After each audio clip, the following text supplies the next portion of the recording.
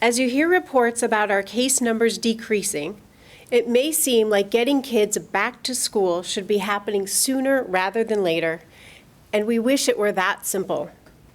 I want to clarify what role public health will play regarding how and when to resume in-person education.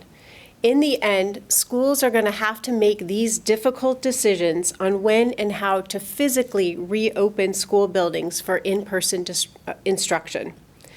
Public health will provide specific guidance to schools on what data are most relevant to inform them about the level of COVID-19 transmission in their community.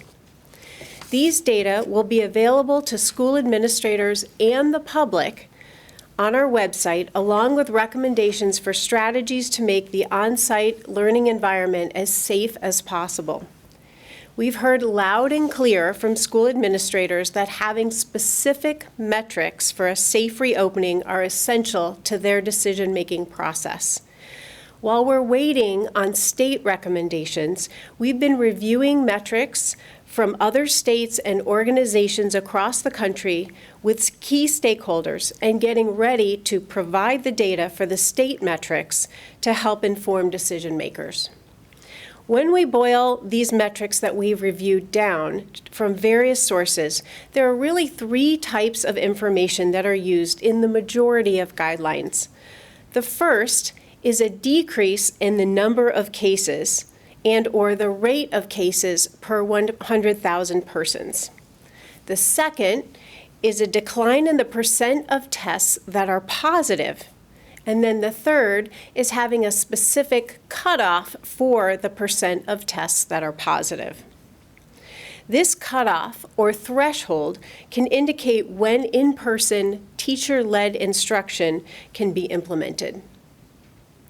Most agree that these indicators need to be sustained for a full 2 weeks to ensure that the data are stable. We also know that it takes time for test results to be reported to public health, so we typically go back 2 weeks to make sure that the data that we're looking at are complete and include everyone who's been tested in that time frame. Now let's talk about where we are in Maricopa County as a whole regarding these metrics. We've definitely been seeing a steady decrease in the number of cases reported to public health, from about 2,500 cases per day down to about 1,400 cases per day about 2 weeks ago. Looking at the percent of tests that are positive, we were at 21% a month ago. And as of July 19th, we were down to 13%, which is a considerable improvement. However, most agree that having less than 5% of tests being positive is a reasonable indicator that there is both enough testing available and that community spread is decreased.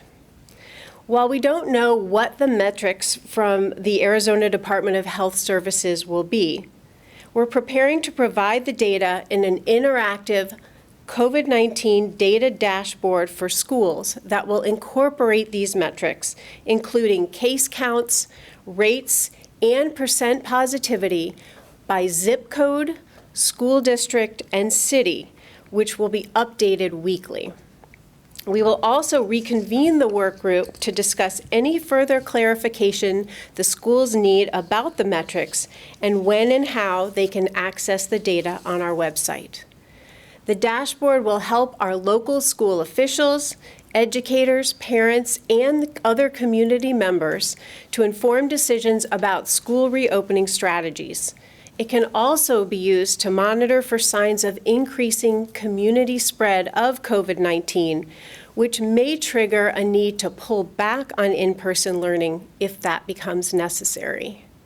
Remember, keeping schools open doesn't just depend on the actions of the schools, but the actions of the entire community. We know COVID-19 is still widely circulating, and everyone needs to continue to do their part to keep the virus from spreading. Stay home when you can, wear a mask when you go out, and please wash your hands. Thank you for doing your part to support schools and public health in Maricopa County.